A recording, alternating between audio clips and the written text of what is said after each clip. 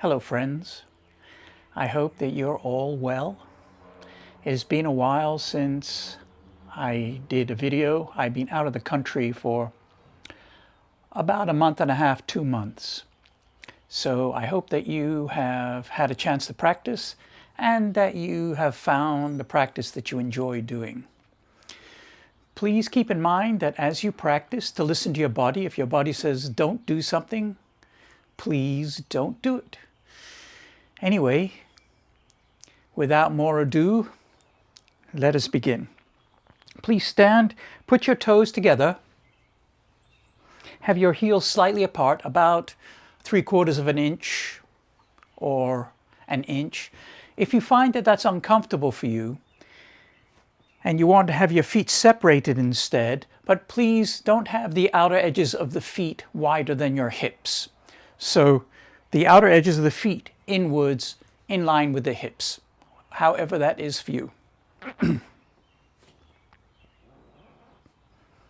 Lift the toes up, stretch them forwards, bring them down onto the mat. Press the big toes down. Pull the arches up, pull the kneecaps up, pull the muscles up on the insides of the groin, on the insides of the legs towards the groin. Engage the muscles just above the pubis very lightly. It's a slight pulling up motion. Tuck the two floating ribs, they're the short ribs along the sides. Lift the clavicles, the collarbones. Drop the spine of scapula, the top part of the shoulders. Externally rotate the deltoid muscles. To do that, simply turn the hands out. Lengthen your spine gently. Imagine you have a hand just behind the heart, very gently pushing your spine upwards. Relax the shoulders down. Have the chin tucked slightly so the back of the neck is lengthening. Keep the face soft and allow the skin at the crown of the head to relax as if it's opening up.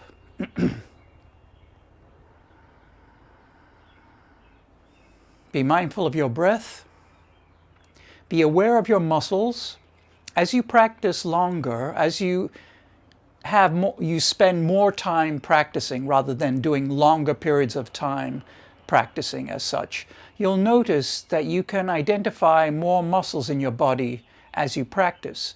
So you'll be able to distinguish which muscles are relaxing, which muscles are not, which ones you need to work on, which ones you don't.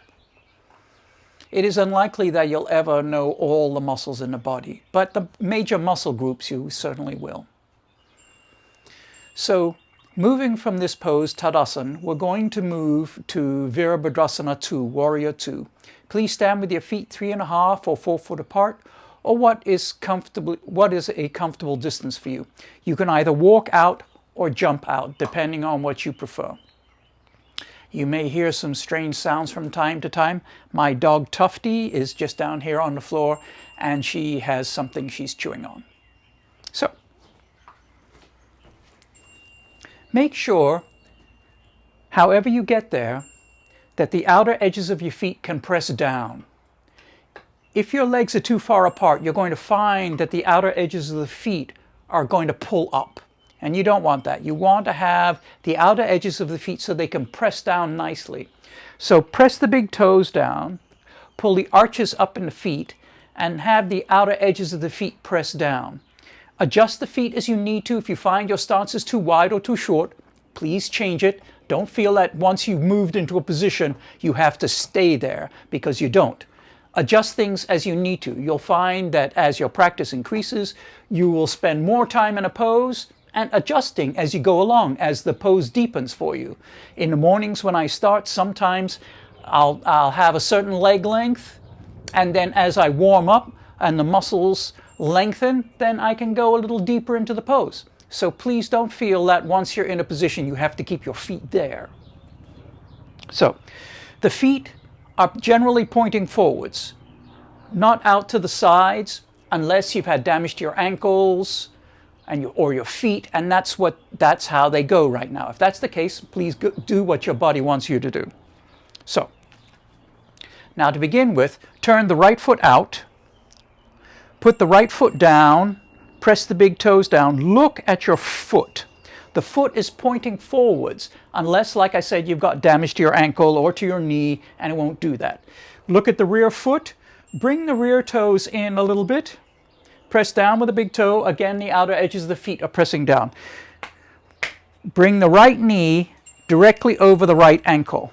The joint of the knee, not the kneecap itself, the joint of the knee is above the ankle bone. The kneecap lines up with the second toe unless you've had damage to your ankle or to your foot, and it can't do that. I would like you to imagine that you're pulling the rear leg behind you a little bit, just so that you can feel as if you were going to move it, but you're not actually moving it. It's just the action as if you're going to do that. And make sure that your leg muscle, the calf, the thigh muscle is active and pulling the kneecap up. Keep an eye on the knee, the front knee. It wants to remain over the ankle. Now, if you found that the stance is too wide for you and it's hard for you to keep the knee over the ankle, draw the foot back a little bit. If it's easy for your knee to go beyond the ankle, your stance may not be wide enough. That's up to you. Put your hands on your hips for a moment. Notice that the left hip is further forward than the right hip. That is how it should be. They should not be flush. The left hip should be further forward than the right hip because of the angle that the hip is at relative to the legs. Bring the arms up, roll them over, bring the wrists back. Adjust your torso. Allow the body to relax. Don't force the torso up. If you find that the torso really wants to lean forwards, that's another indicator that your stance may be too wide and you should shorten your stance. Now, when you're ready to, turn the head towards the right. Don't force the head around. Let the head turn as it wants to. You're aiming towards looking over the middle finger of the right hand. But again, don't force it. If your head doesn't want to turn that much, the neck doesn't want to turn, please don't make it do that. Let it do it at a rate that it wants to. The rear hand, the rear arm is at the same height as the shoulders. Now, if for some reason you can't have the arms up that high, don't worry about it. Just have that as a point that you're aiming for. Keep the wrists relaxed but tight, but not too tight. Just tight enough so that the hands stay up following along the lines of the arms. Keep the fingers relaxed, again, pointing forwards, but not forced. Be mindful of your breath as you practice. Imagine that you're lifting the front leg up off the mat. You're not actually moving it. It's just the action as if you were going to lift it up off the mat.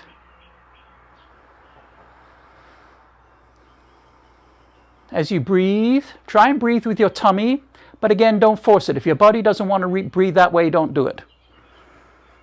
Be mindful of the knee.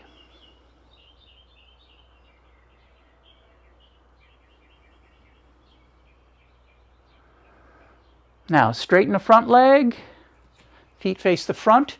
If you want to, you can put the arms down for a moment. You may need to readjust your feet. If that's the case, please do so. Turn the left foot out. Bring the foot down, again being mindful of the foot. Bring the rear toes in a little bit.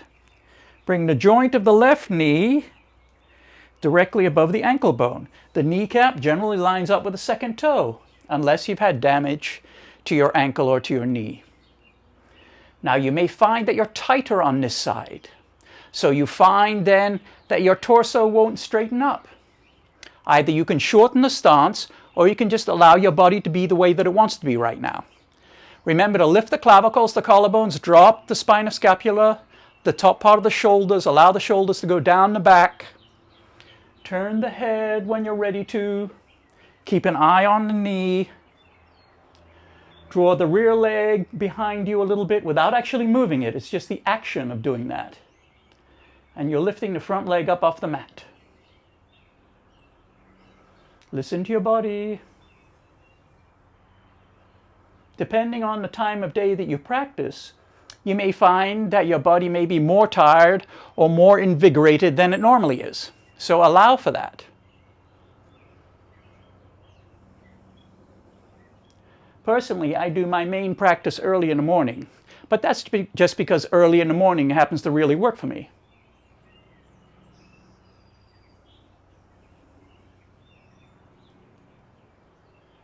Relax the shoulders, Lift the collarbones, drop the spine of scapula, the top part of the shoulders, drop them down the back. What's happening with your knee? Keep the big toes active, the arches of the feet are active.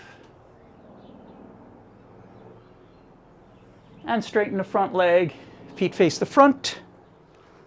Return to Tadasana.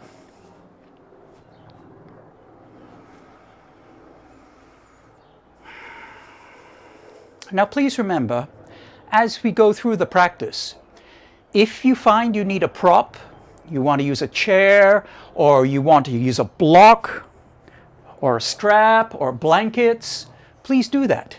Anytime you need to use a prop in a pose, that is part of a pose for you. And remember, with the balance poses, if you get wobbly, you get wobbly. Everybody gets wobbly sometime. I'm in my 5th decade of doing this, and I still get wobbly when I do Vrksasana, the tree pose sometimes, or Ardha Chundrasana, the half moon pose, both of which we're going to do today. So if you become wobbly, no worries, everybody does. It's not a big deal. And if you do go to a class or something like that where it is a big deal, well, maybe you want to rethink the class. Maybe the class isn't for you. So, the next pose that we're going to do is Ardha Chandrasana, the half moon pose. Now with this pose, you can use a chair, or you could have your hand on the ground, or you could put the hand on the sill of a window if you like, anything that's firm. So, I didn't think this through. I should have had a chair in here. I'll get a chair. Excuse me a moment.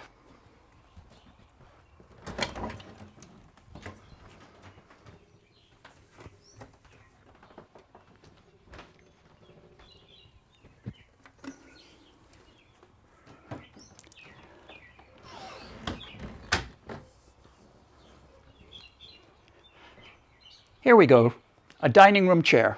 Works very well. Something nice and heavy. Now, when you're using a chair in a practice, please make sure that at least the front 2 feet are on the mat. So there is less chance of you slipping. So to begin with, I'm going to start out doing the left side first, rather than doing the right side, which I normally would, because I've got the chair there. Well, I guess I could put the chair over there too, but that would be dithering. So, the way I like to begin this pose is in Virabhadrasana II again, in Warrior II.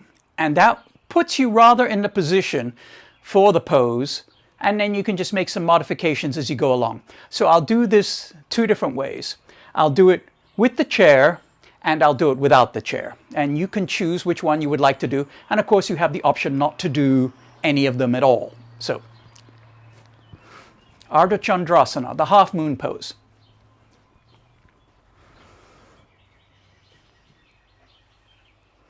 Now, to begin with, scoot the rear foot forward a little bit, just a little bit. Then bring the hand down, the left hand down. Lift the left leg up, or the right leg up. Whoops, whoops, whoops. Press down with the big toe on a standing leg. Keep the rear leg active, so the toes of the rear leg are pulling towards your head.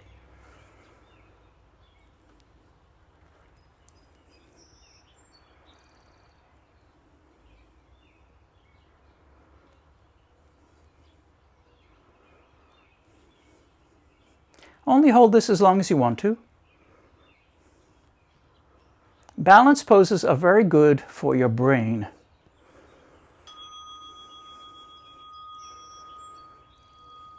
And down. And now I'll do the right side.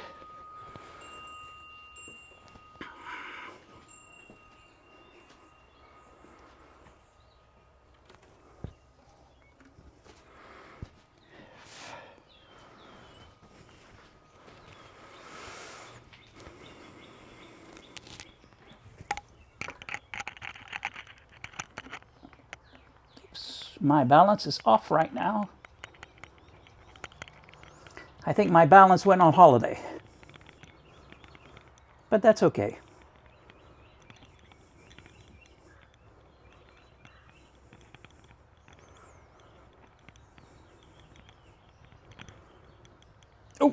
and down. Okay, so that's with the chair.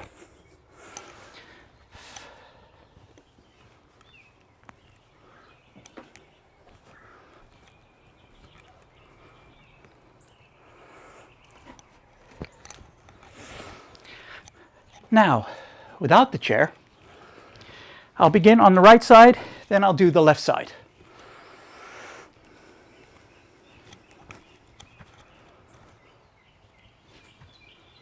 Virabhadrasana II. Then scooch the rear leg forward, bring the hand down. Now when you place the hand, don't put the hand right in front of your foot. Put the hand, if you're on the right hand side, put the hand towards the right. So you have a little more option for balance. The hand is not directly in front of you, but slightly to the right. And that will give you a little bit more balance. And if you have rubbish balance today, don't worry about it.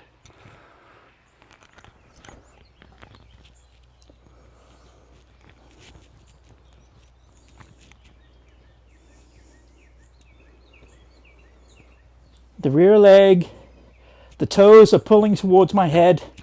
The big toe of the standing leg is active. Lift the clavicles, the collarbones, drop the spinous scapula. Keep the rear leg active. The standing leg is active. If you need to bend the standing leg, do that. Then when you come out of this, go back into Virabhadrasana II briefly. Down. Back into Virabhadrasana II. Straighten the front leg. Feet face the front.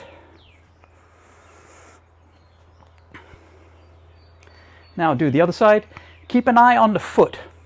Remember, the direction that the toes are pointing in, the body is going to go. So if you have the foot pointing slightly towards the right, your body is going to turn towards the right. If it's turning to the left, it's going to go to the left. So try and have the foot pointing in the direction that you want to go in. Of course, it doesn't always work, but that's generally a good idea. Oops. Oh, there we go.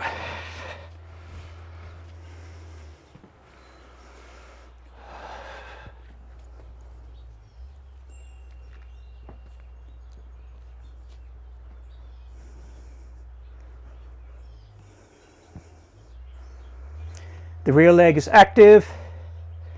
The arch is lifting on the standing leg. The big toe is active on the standing leg, pulling both kneecaps towards the groin. The chest is rotating a little bit. I'm lifting the collarbones up. The shoulder blades are going down the back. Breathe. And then down. Virabhadrasana II. Feet face the front. Return to Tadasana. The mountain pose is a very good pose to return to. It's like a neutralizer. It's sort of like sorbet. It's like the sorbet pose, where you go to get a neutral pose. Your body is still active, but your body has a moment to let everything go back into sync, and then you move on to the next pose. Now, the next pose that we're going to do is Vrksasana, the tree pose. So, what I would like you to do, have something available to you. If you want to have a chair,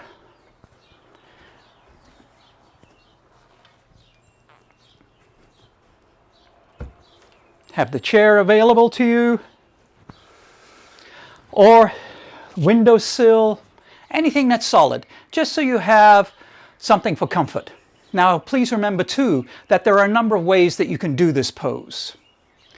You could have your toes on the floor and the heel on the ankle if you feel like you need an extra bit of support today. Again, using the big toe, pulling the arches up in the feet, pulling the kneecaps up. You could put the foot entirely on the calf. Lift the clavicles, drop the spinous scapula, tuck the two floating ribs when you do that. If you normally put your foot on the thigh. Please remember, the heel goes up near the groin. The toes do not touch any part of the knee unless you have an exceptionally long foot. The toes don't touch the knee. Heel doesn't touch the knee. The arch of the foot doesn't touch the knee. Nothing but air or your trouser legs touch the knee. Okay? You don't want to blow your knee out. This is one of my big complaints that I see from yoga classes online. A lot of times people are putting their foot on their knee. I mean, come on, you could damage yourself doing that. Please don't do it. So, you could have the foot on the calf, lift the clavicles, drop the spine of scapula, tuck the two floating ribs, or you could put the foot on the thigh, like so, whichever you prefer. So, stand in Tadasana, put your awareness in your left foot, move the right foot up, either put the toes on the floor, heel on the ankle, foot entirely on the calf, or foot entirely on the thigh. If you're going to put the foot on the thigh and you want to use your hand to bring the foot up, please do that. Most of the time, people try and just draw their foot up without actually using their hand. They end up with the foot on the knee. Please don't do that. Also, the toes don't stick outwards. The toes stick down towards the ground. If you've had damage to your ankle or to your foot and they won't do that, please have the foot so that it's pointing generally towards the ground. Don't have it so that you're doing this, where the toes are sticking forwards. If you do that, what happens is you start to put torque on the knee and you're twisting the knee. And remember that the knee is a very, very vulnerable area. So, don't worry about your balance.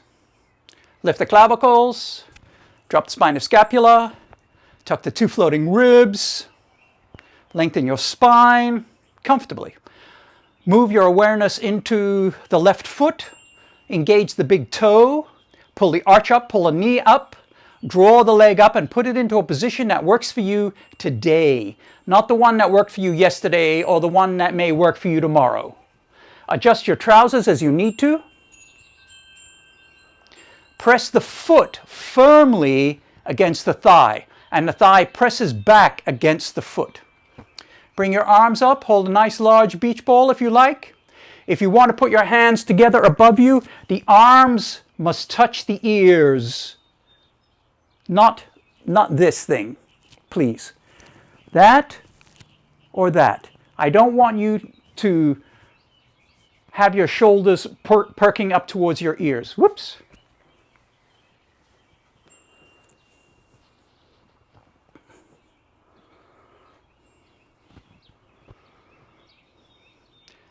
Find your awareness, find the arch of the foot, put your awareness in the arch of the foot, breathe into the foot.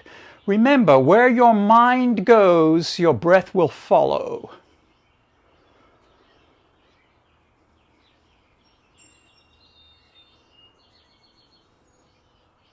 Lift the clavicles, drop the spine of scapula, tuck the two floating ribs, and undo the bind. Regain your equilibrium. Now please do the other side.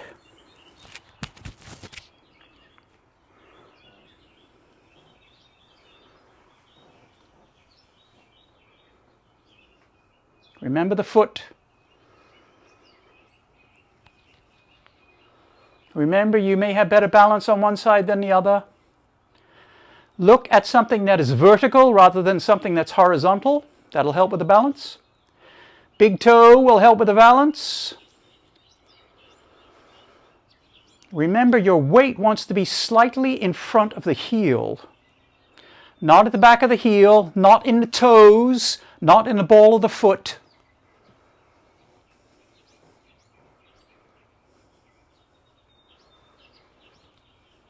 Yeah.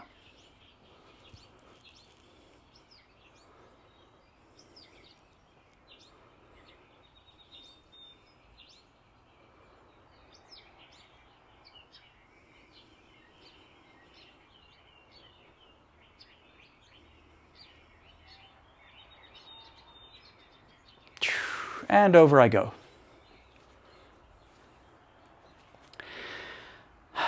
Return to Tadasana.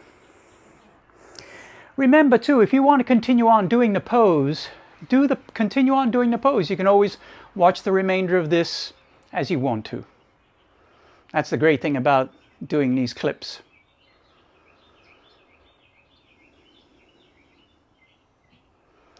Now the next pose I would like to do is Sukhasana, the easy pose. I like the easy pose. Now, if you have a block or a thick blanket or just a bed sheet that's folded up and you would like to use that, please use it.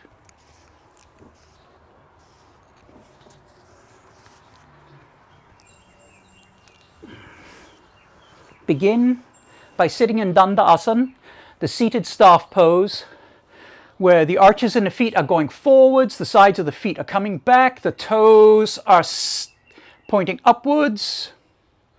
Put the hands on the floor. If you find that you're leaning backwards, please sit on a block. The block is great. It allows you some elevation. It allows the hamstrings to relax. More importantly, it allows the muscles at the lower part of the back to relax. If they become tight, then your back starts to round like that, and you run the risk of hurting your back. So please be very careful. So just be in this pose for a moment. This is my least favorite pose, by the way. Lift the clavicles, the collarbones, drop the spine of scapula, tuck the two floating ribs. Now relax. Cross your legs, have the right leg in front.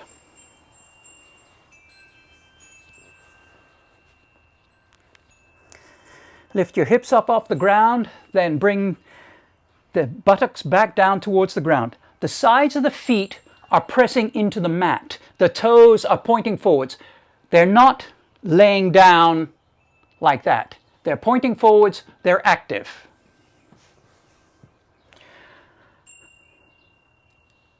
When you press your feet into the mat, please don't press too hard. I just want you to press it hard enough so that you can feel that the feet are active and they're pressing down. If you press them down into the mat too much, too hard, you're going to start hurting your knees. So please don't do that. Put the hands on the knees for a moment and just gently draw the chest forwards. If you find that the lower part of your back is rounding, take your block or your blanket and just sit on it. The elevation will allow your hips to relax, it will allow your lower back to relax, and you'll get a much more comfortable pose. And remember that in this practice, this type of practice, there needs to be an element of comfort. If there isn't any comfort in your practice, your muscles are too tight. They are being pulled too much. So an indicator of when your muscles start to feel reasonable, then you know that your muscles are relaxing enough so that your body relaxes. If your muscles don't relax, then your body generally isn't going to relax and you're a lot more likely to hurt something.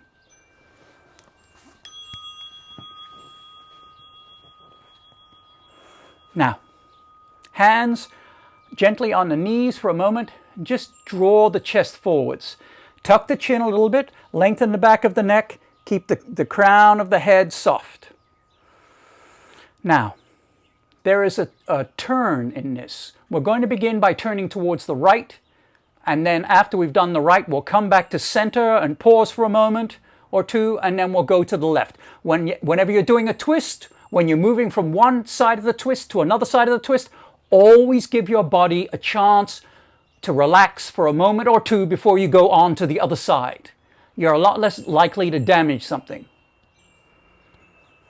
Now, when you turn, only turn while you're exhaling.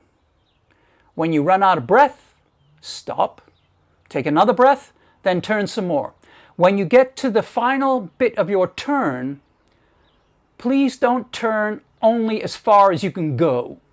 I would like you to stop before you go as far as you can go, so that you're not at the extreme end of your practice. So, exhaling, turn the torso, keep the chin in line with the chest, put the left hand on the right knee, the right hand behind you somewhere or beside you somewhere on the floor. If you're on a block, then maybe on another block or something for your hand to rest on comfortably. Keep the feet active.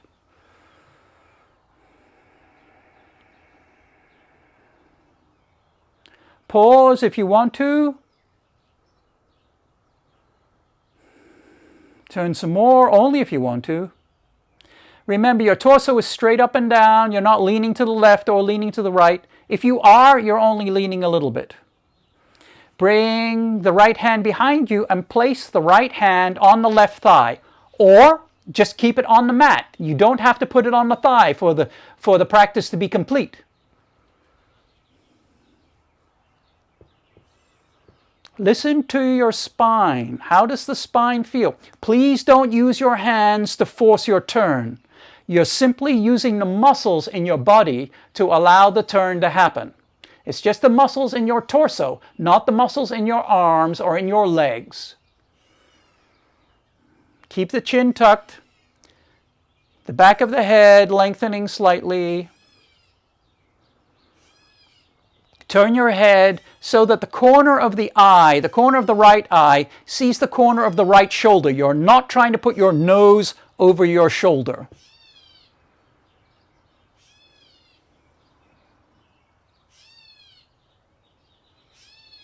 Hear the catbird?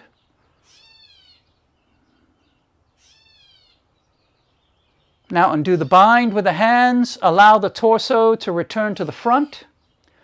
Pause for a moment. Let the spine relax. Then shift the legs. Left leg is now in front. Feet are active.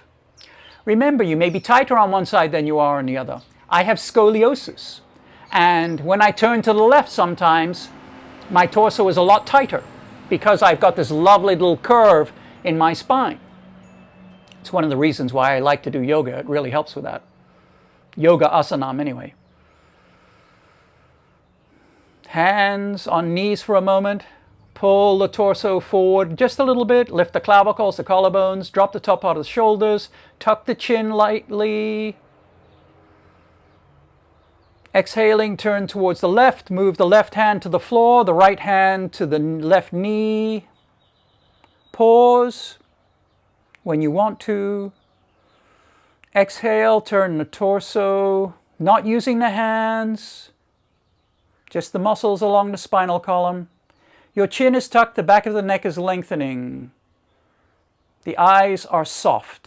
Throughout your practice, you should keep the eyes soft. In all of the yoga poses, keep the eyes soft. Keep the tongue soft. Bring the left hand behind you. Place it on the thigh or on the floor. Don't hook the hand in the trousers, though. Relax the shoulders. Lift the clavicles. Drop the spine of scapula. You're looking at the left shoulder with the corner of the left eye. Try and keep the hips relaxed.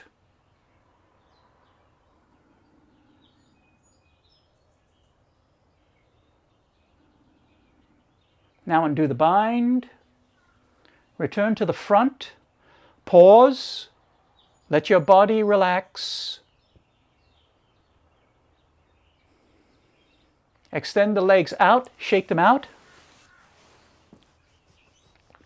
The next pose that we're going to do is called Virasana, the hero pose. It's also called the thunderbolt pose in some schools. So, there are a number of ways that you can do this. You can use a big book, a thick book. You could use a block. If you have a big block, I also happen to keep big blocks too. This is made out of bamboo. Great, not too heavy. Now, the pose basically looks like this. Knees are together a little bit. Take the hands, the thumbs. Please don't do anything yet, just watch. Move the calf muscles out. Bring the buttocks down. The buttocks are on the floor. The heels are in beside you. They are not spreading outwards. It's not a W. It's just straight back. If your legs go out at a W, you are going to damage your knees. Maybe not today, maybe not tomorrow, but in a month or so, you will damage your knees. Now, this is one way that you can be seated for this. Another way is you can take the block, you can sit on the block, or you could sit on a thick book. You could turn the block up on the side, if you like. That's one of the nice things about these wooden blocks. You could also do it with the little blue blocks. I tend to use these a lot more than I do the others, but the others are always nice to have around. Now, if you have knee issues and sitting in that position will not work for you, and you don't want to push it if it doesn't, you can sit in Sukhasana, again, cross-legged, but this time, rather than keeping the buttocks on the floor, I want you to sit on a block, because the block will allow the lower lumbar to relax, and you want to have a relaxed lower lumbar when you practice this pose. So you would sit like so, with the right leg in front. And then when you do the other side, because there are two hand positions that we do, or two positions for the hand, when you change the leg. Now, for the hand positions, it is basically you put your hands together, interlace the fingers, remember which thumb is on top, then turn the hands so they're facing towards the ceiling. Don't worry about the arms touching the ears. You're just extending the arms upwards, allowing the muscles along the sides to lengthen. Your chin is tucking. You're lifting the clavicles. You're dropping the spine of scapula. The feet are active and pressing into the mat. Then, when you do the other side, you move the position of the fingers, have the other thumb on top, then you turn it up and do it again. So, another way that you can practice this is rather than using the hands, if your hands are not feeling good today for one reason or another, you could use a strap or a belt and just take the strap or the belt and put that up ahead of you. Again, lift the clavicles, drop the spine of scapula, tuck the two floating ribs. Tucking the two floating ribs, the short ribs, the last ribs on the sides is very important. So please do that. If you can, without compromising your practice at all, breathe from the tummy. Right? You want to breathe from the tummy. That helps the muscles to relax. They get more oxygen. So, choose which way you would like to go. Either with a block, with a book, sitting in Sukhasana. It's up to you. So, remember, if you are going to sit with the buttocks on the floor, you must pull the calf muscles out from behind the knees. Keep the heels in close beside the body. Your toenails are on the mat. It's not on the soft part of your toes. You can use the strap or you could use the hands, whichever you prefer to do. And remember, if you're in Sukhasana, in the seated cross-legged pose, when you move the thumbs, change the hand position, you change which leg is in front. Take your time. Don't be in a hurry. And like with any pose, if you don't want to do it, don't do it. Don't do it. So,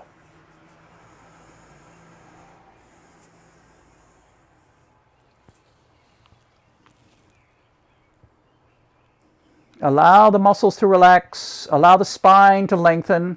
Lift the clavicles, the collarbones, lift them up. Drop the top part of the shoulders, the spine of scapula. Drop down your back. Listen to your body. Remember your breathing. Hold this only as long as it's comfortable. Be mindful of your knees if you're sitting as I am, or in any position, be mindful of the knees. And then bring your hands down. Back to the Atmanjali Mudra. Then change the hand position again. Find the right position. Turn the hands up.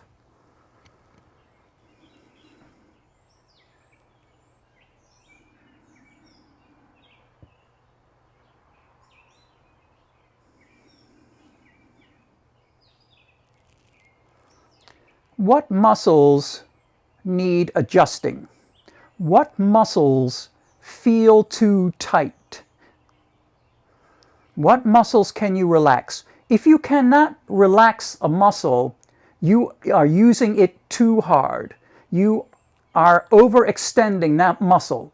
You need to be able to relax the muscle to know that the muscle is, how shall I say, at the right temperature for the practice that you're in. Put the hands together. Atmanjali Mudra. Pause for a moment, unless you're in pain. Allow the lumbar to relax.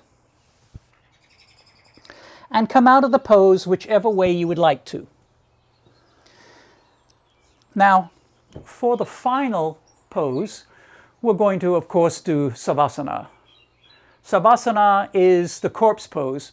And the corpse pose is, of all poses, it is the most important pose. So, regardless of what you do beforehand, always make sure that you have time to do Shavasana. If you only have 10 minutes, 3 minutes should be Shavasana. If you have 20 minutes, 3 minutes, 5 minutes should be Shavasana. You want to make sure that you have Shavasana. That allows your body to relax. It allows everything to click back into place. It allows your body to figure out what's going on. So it is not a waste practicing this pose. This is, like I said, the most important pose. Please always remember to give yourself time for Shavasana, even if it's only brief. So, I like to use a pillow. It's always good to have your head slightly elevated. You could use a blanket or something. Don't just have your head on the floor. If you have your head on the floor, what's going to happen? If you've been lying there for a while, what's going to happen is the head is going to start to scoot backwards. The chin is going to start sticking up in the air. You don't want that. That's why you want to have the head slightly elevated. It keeps the head from turning backwards, and it keeps you from crimping the back of your neck. And remember, you have a lot of blood vessels that go up into the brain. So you really want to keep that area comfortable. So, just move your things out of the way. You generally don't want to have anything around you in the vicinity of your mat when you're practicing Shavasana, because that's all stuff that is there. That's all stuff that will get in the way of your practice.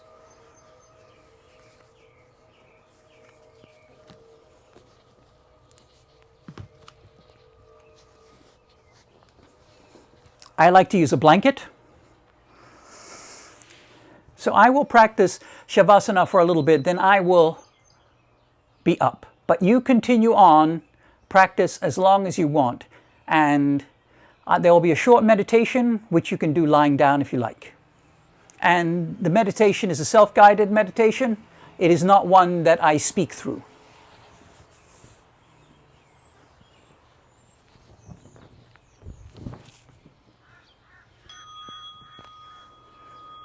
Make sure that your legs are going directly out from your body, not slightly to the left or slightly to the right. Make sure that your torso feels comfortable. Adjust your hips as you need to. If you feel that you want to have the knees in the air and the feet on the floor, please do that. Whatever your body wants to be comfortable. Adjust yourself as you need to.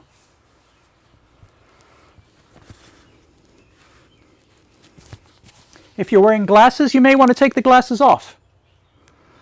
That avoids pressure on the bridge of the nose.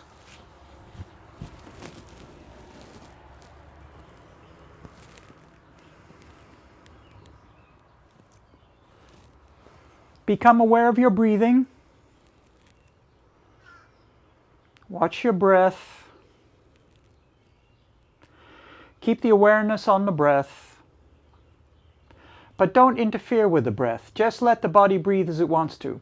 But when you notice that your mind has wandered from the breath, just gently bring it back to watching the breath again. Always return to the breath.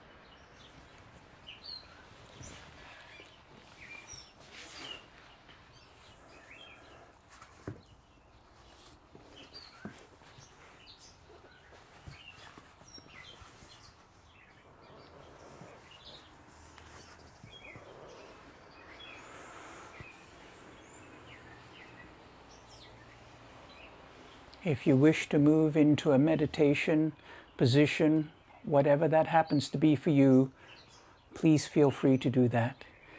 If you wish to continue on with your Savasana practice, please continue to do that. The meditation is a self-guided meditation.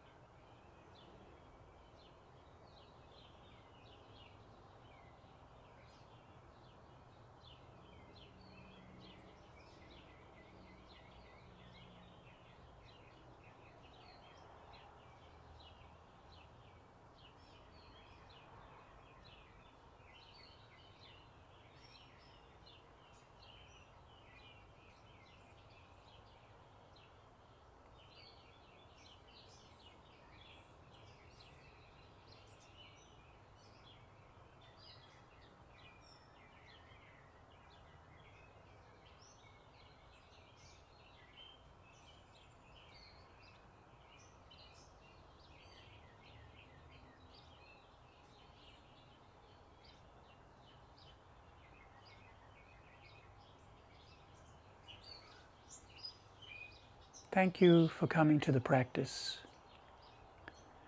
Please continue to practice.